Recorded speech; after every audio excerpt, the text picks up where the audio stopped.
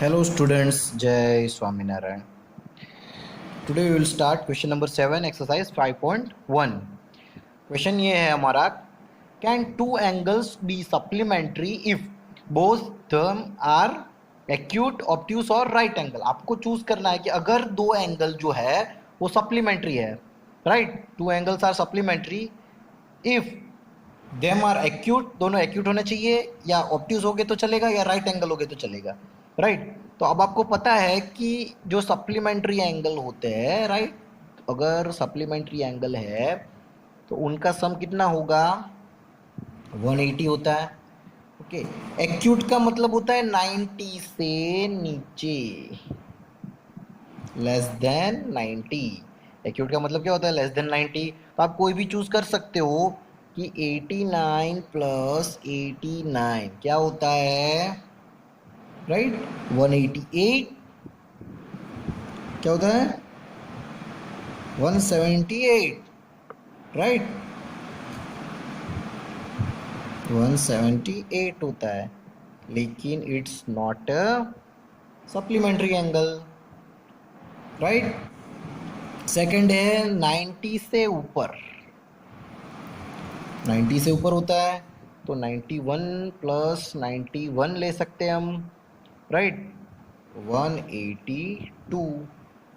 There are no 180।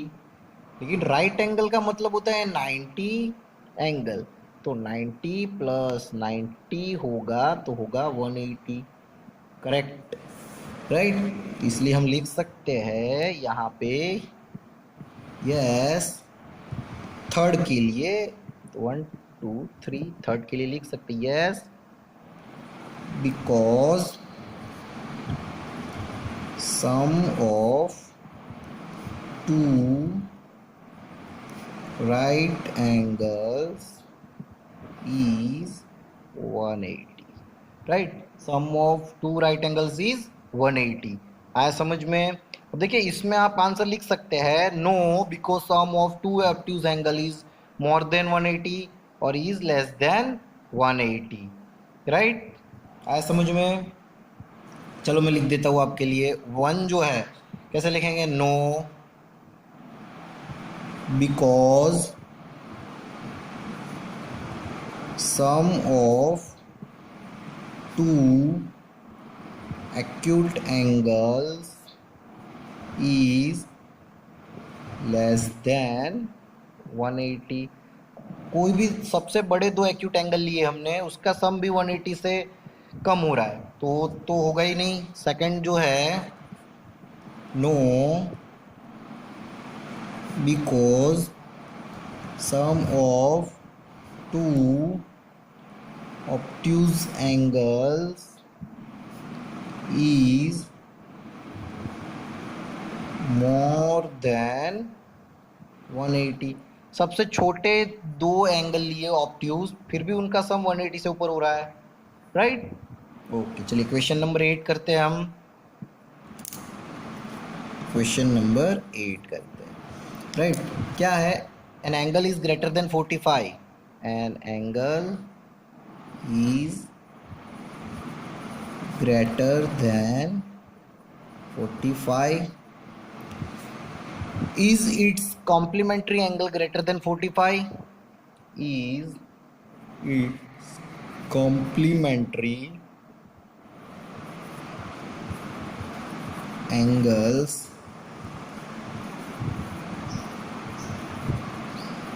greater than 45 or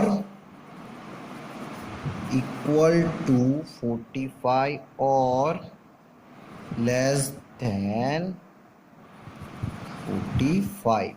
क्या check करना है आपको कि अगर कॉम्प्लीमेंट्री एंगल है दो हमारे पास, राइट, हमारे पास we have two complementary angle, right, तो हम कर सकते हैं यहाँ पे एज्यूम कर सकते हैं let the complementary angles be X and Y. एक ले लिया एक्स, दूसरा ले लिया वाई, तो इसका मतलब x plus Y is equal to 90 एंग राइट। तो x प्लस वाई क्या होगा, 90 डिग्री होगा, राइट। गिवन है यहाँ पे x लेस देन 45, राइट। अगर x जो है 45 से लेस है तो यहाँ पे x plus Y less than 45 plus Y हो गया, राइट। y को हमने दोनों साइड ऐड किया, समझ रहे हैं आप, आइडिया है, क्लियर हुआ। अब आप दोनों साइड y को ऐड कर रहे हैं तो इसका मतलब ये याद रखिएगा, यहाँ पे देखिए x प्लस वाई क्या है, 90 है, तो हमारे पास x प्लस वाई क्या है, 90 है, तो 90 लेस देन 45 प्लस वाई, तो यहाँ पे 90 माइनस 45 लेस देन वाई, क्योंकि ये यहाँ पे ट्रांसपोर्ट होगा तो क्या हो जाएगा, नेगेटिव हो जाएगा, राइट। ये एंगल नेगेटिव हो गया तो यहाँ पे बचा 45 less than Y, right, clear.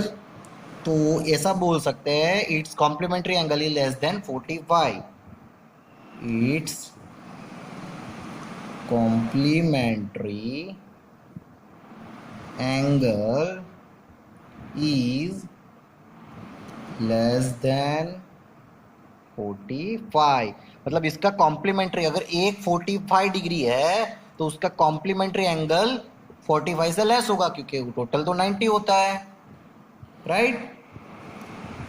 Angle greater than 45 है, 45 से बड़ा है तो मतलब 46 हो सकता है, 47 हो सकता है, तो कंपलसरी है कि कॉम्प्लीमेंट्री एंगल 45 से लेस ही होने वाला है, राइट। आया समझ में, क्लियर। चलिए नेक्स्ट करते हैं, हमारा नेक्स्ट सम। ये देखिए थोड़ा कॉम्प्लिकेटेड है तो आपको ये ध्यान रखना है, राइट। अब यहाँ को आपको ये दिया गया है कि आपको ट्रू फॉल्स करना है, क्या करना है, ट्रू फॉल्स। तो अब देखिए ये फिगर है, यहाँ पे क्वेश्चन में लिखने वाला नहीं हूँ, राइट, क्वेश्चन में नहीं लिख रहा है, क्वेश्चन आप खुद लिख सकते हैं या बुक में से देख लीजिएगा, क्लियर। तो मैं डायरेक्ट आपको आंसर बताऊंगा। अब कैसे, देखिए फर्स्ट है हमारा क्वेश्चन इज ये 1 जो है और 2 जो है, एंगल 1 इज एडजेसेंट टू 2, तो एडजेसेंट के लिए हमने 3 कंडीशन रखी थी, एक कॉमन होना चाहिए। तो देखिए यहाँ पे जो 1 है, राइट, यहाँ पे जो 1 है ये एंगल और ये 2 एंगल है, एडजेसेंट है, कैसे है, क्योंकि यहाँ पे देखिए ये तो ये क्या हुआ, उसका कॉमन एंड हुआ, ये उसका कॉमन वर्टाइसिस हुआ, और 2 नॉन कॉमन साइड्स है, तो यस इट इज, क्या आएगा आंसर, यस इन ए ओ, यहाँ पे ओ नाम है, ए O E, O C is common नाम, तो हम लिख सकते हैं फर्स्ट आंसर है हमारा yes in angle A O ई, कौन सा एंगल, ए ओ ई, इसमें देखिए एक कॉमन नाम है, common C, O C is common नाम, दूसरे भी लिख सकते हो लेकिन ये आपके लिए जो मेन इंपॉर्टेंट है वो हमने लिख दिया, राइट। क्वेश्चन नंबर 2 जो है वो क्या है आपका, is A O C adjacent to A O E से एडजेसेंट है।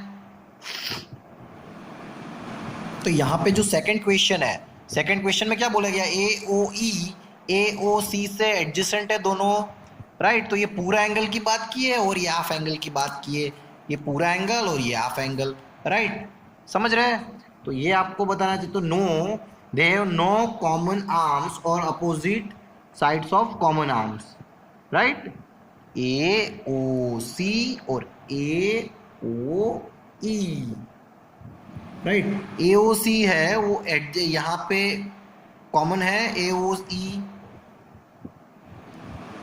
समझ रहे हैं आप,